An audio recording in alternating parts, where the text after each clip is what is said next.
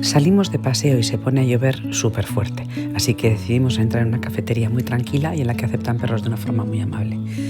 No todos los perros saben estar tranquilos, a Coli le cuesta, Laga no tiene problema, lo hemos trabajado mucho. Y no es un problema de obediencia, es un tema de gestión emocional, de aprendizaje y de acompañamiento. Utilizo a Laga para que Coli vea que no pasa nada, pero él, pues bueno, no lo lleva bien. Y la calma nos exige.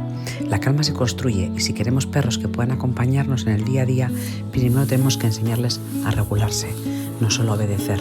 Fijaros, con paciencia y con cariño lo consigo. Consigo que se siente, que se relaje. Menos órdenes, más comprensión y más calma real. De la de verdad.